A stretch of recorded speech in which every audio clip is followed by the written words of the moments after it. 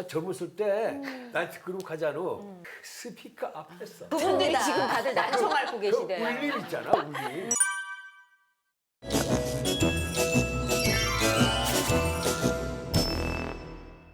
귀건강 OX 퀴즈 함께 풀어보도록 하겠습니다. 신중옥 선생님 문제 주시죠.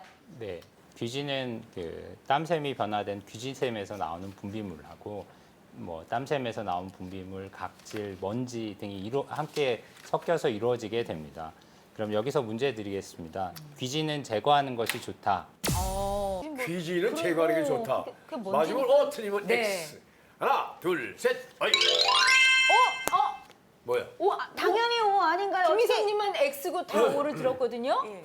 왜 X라고 생각하세요? 다들 오라고 할 것 같아요. 야. 아, 그게 아니고요. 어. 제가 예전에 한번 들었는데 계속 파내면은 오히려 더 안 좋다는 말을 제가 들었었어요. 왜요? 예. 그럼 자연스럽게 떨어져 나가게끔 납이 들어가더라고요. 아, 그냥 도도 떨어져 나가요? 예, 예. 아 근데 어떤 영상에서 보니까 무슨 정말 이만한 돌덩어리를 네, 맞아요. 빼내는 것도 네. 봤는데 그거 너무 위험할 텐데. 그런 거 하나 빠져나가면 귀가 훨씬 더 아니, 깨끗하게 잘 들리거든요. 저희 오빠 같은 경우도 안 들려서 좀 귀가 이상해서 난청인 줄 알고 갔더니 귀지가 막았더라고.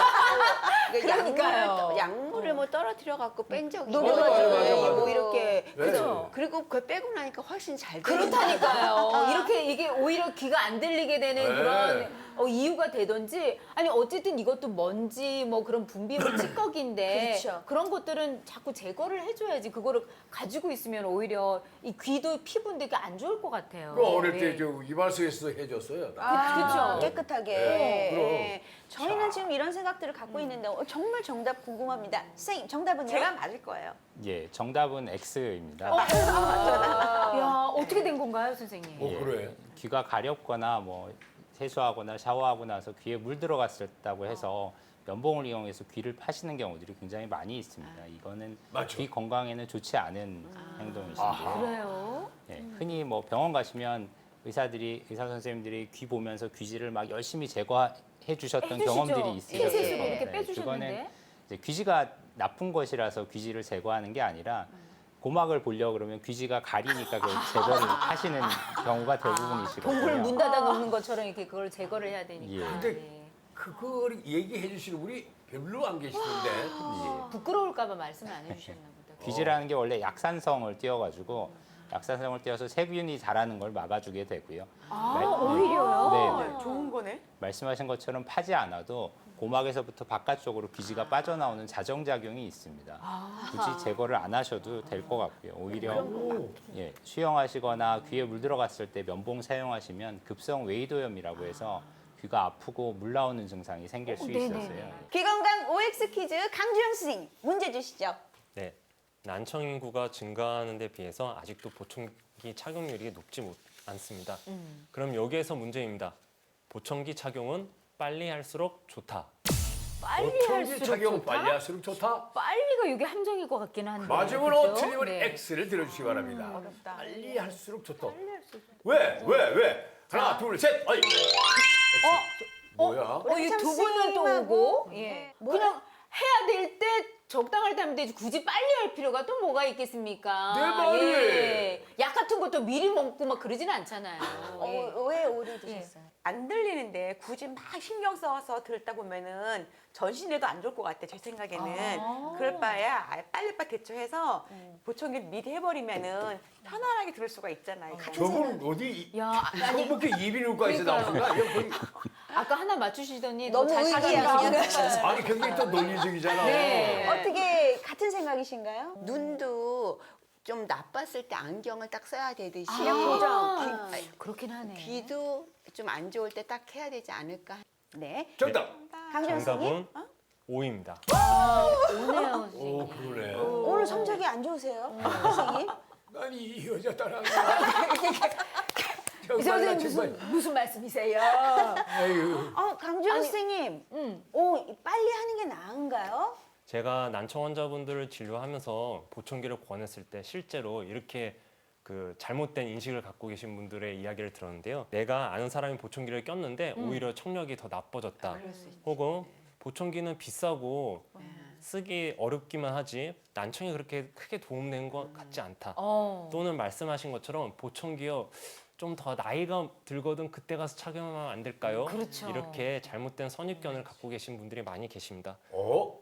보청기는 유모세포와 청신경이 손상돼서 발생되는 난청을 교정하는 청각 제어의 방법 중 하나입니다. 보청기로 인해서 증폭된 소리는 청신경을 자극하게 되고 자극받은 청신경은 우리 뇌에서 소리를 담당하는 청각내를 제 기능을 잘 할 수 있도록 도와주게 되는데요. 그 청각이 조금 떨어졌을 때 보청기를 일찍 사용하게 될 경우에는 그 증폭시켜야 되는 소리가 그렇게 크지 않고 그거에 비해서 얻을 수 있는 청각적 이득이 훨씬 더 큽니다. 하지만 난청을 방치해뒀다가 뒤늦게 보청기를 착용하게 되면은 그 증폭 소리가 훨씬 더 크게 되고 갑자기 밀려오는 그 큰 소리에는 적응을 하기가 굉장히 어렵습니다.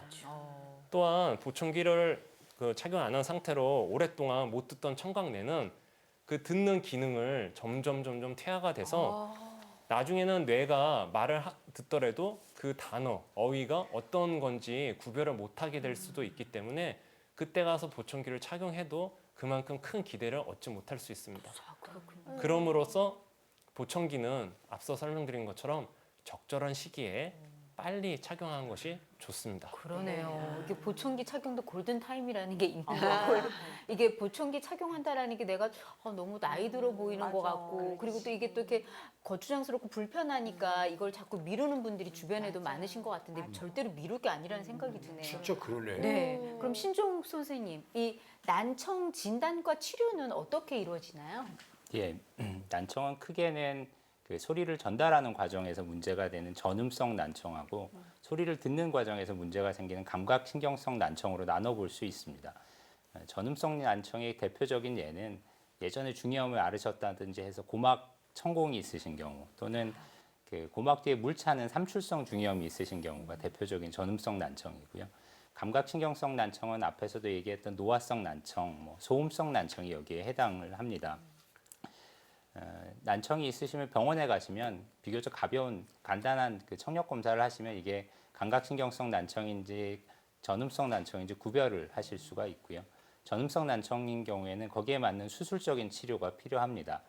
감각신경성 난청은 대부분은 필요하다 그러면 보청기를 하셔야 되는 경우들이 대부분이고요. 간혹은 보청기를 해도 잘 못 듣는다 하시는 경우들이 있습니다. 비유를 하자면 우리 안경 써도 잘 안 보이시는 경우가 있는 것처럼 예, 보청기를 해도 잘 안 들리시는 경우에는 인공화호 수술이라든지 중이 임플란트 이런 걸 해볼 수 있습니다. 귀에도요. 야, 이게 나 진짜 소울이 달아왔거든. 조금 귀가 안 쓰기 좀 간지럽다 그러면은 그 기우지게 참 좋은 걸로 하는 것도 전부 안 좋다고 하는데 성냥제비 가지고 맞아요. 예전에 그렇죠. 많이들 그랬어요. 맞아요. 집에서 어머니가 일로 와 앉아. 해가지고 그거 가지고 이제 또 이게 그렇겠죠. 맞아요. 무릎하게 앉아서 많이 그래요. 했죠. 그럼 저희가 잘 알아서 제때 치료를 받아야겠어요. 자, 이번에는 TV 왕진 주치의들의 명쾌한 솔루션을 들어보는 시간입니다. 네, 오늘은 소중한 청력을 지키는 방법 준비해봤습니다. 지금부터 하나씩 자세히 살펴보도록 하겠습니다. 네. 네. TV 왕진 주치의 솔루션 귀 건강 이렇게 지키자. 첫 번째는요. 짜잔.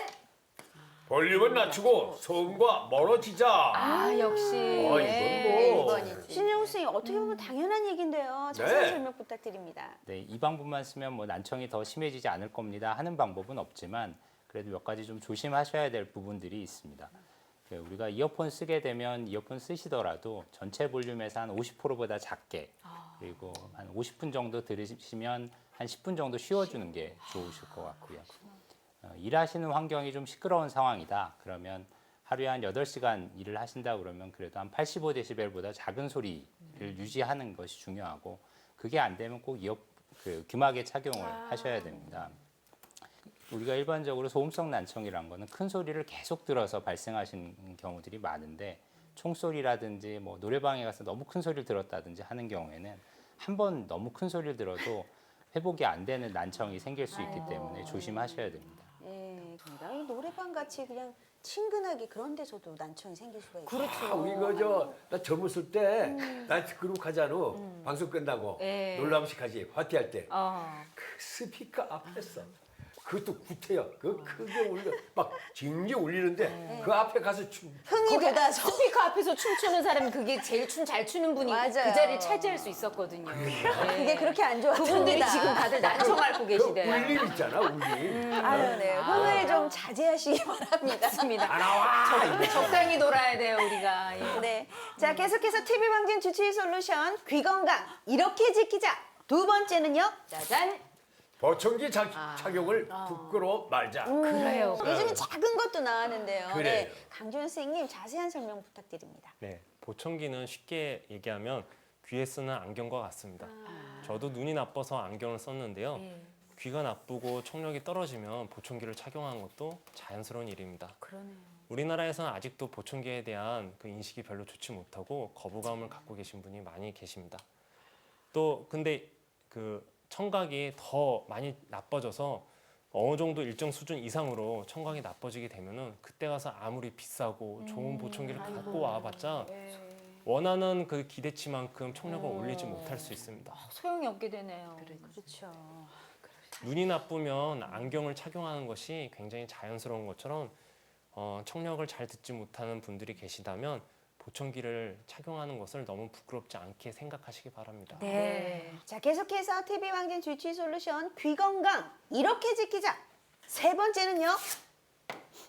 이어폰 똑똑하게 사용하기. 똑똑하게 똑똑하게 사용하기. 네. 네, 신중훈 선생님 자세한 설명 부탁드립니다. 흔히들 뭐 귀 청력을 보호하기 위해서는 이어폰 사용하시는 것보다 헤드폰이 낫고 헤드폰보다는 그냥 스피커로 소리를 듣는 게 더 좋다라고 생각하시는 경우들이 있습니다. 근데 예, 실제로 문제가 되는 거는 어떤 방법으로 소리를 듣느냐보다는 얼마나 큰 소리를 듣느냐가 문제이기 때문에 뭐 그 예를 들어서 버스나 지하철 같은 경우에서 이어폰 착용하게 되면 본인은 작게 듣는다고 생각하는데 굉장히 큰 소리로 듣게 되거든요. 그 정도 볼륨을 그대로 댁에서 가셔가지고 조용한 상태에서 들으면 내가 얼마나 큰 소리를 듣고 있는지 아실 수 있을 겁니다.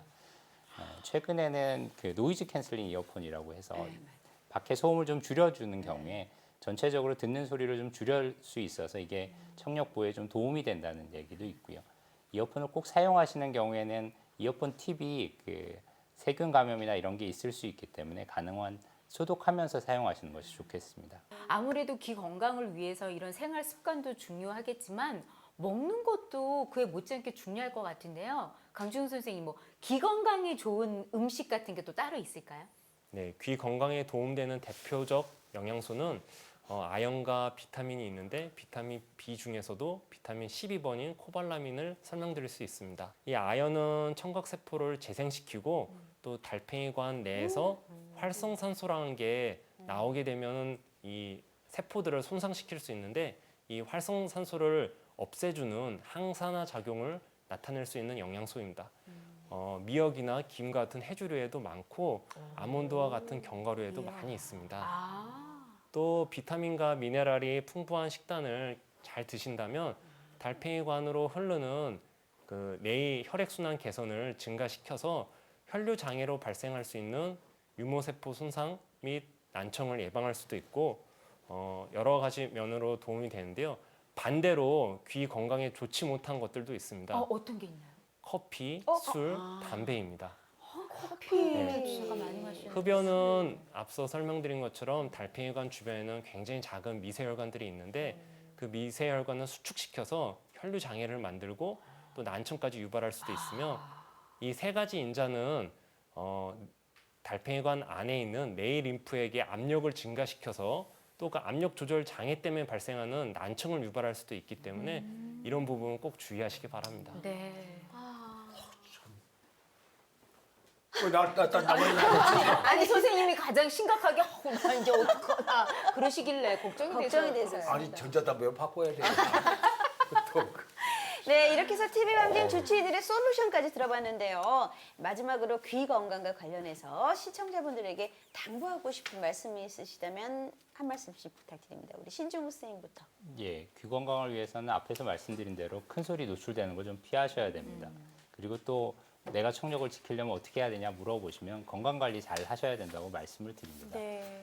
당뇨, 고혈압 있으신 경우에 나중에 길게 봤더니 오랜 시간이 지난 후에 아주 심하진 않지만 없는 분들보다 청력이 좀 떨어져 있다는 연구들이 있거든요. 건강관리를 평소에 잘 하시는 것이 좀 중요할 것으로 생각됩니다.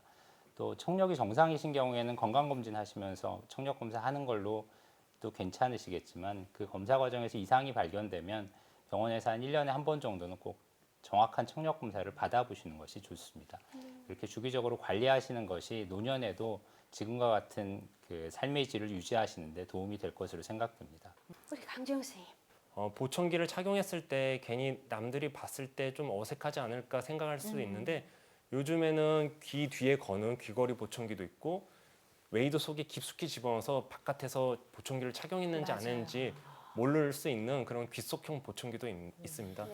그 난청의 타입에 따라서 또 충분히 상담을 거치고 나서 맞는 보청기를 할 수 있으니까 남의 시선을 의식하지 말고 자연스럽게 보청기를 이용해서 귀 건강을 오랫동안 잘 유지해 가시기 바랍니다. 네. 알겠습니다. 건강을 너무 평소에 소홀하게 다뤄서는 안 된다. 네. 특히 귀 오지한다.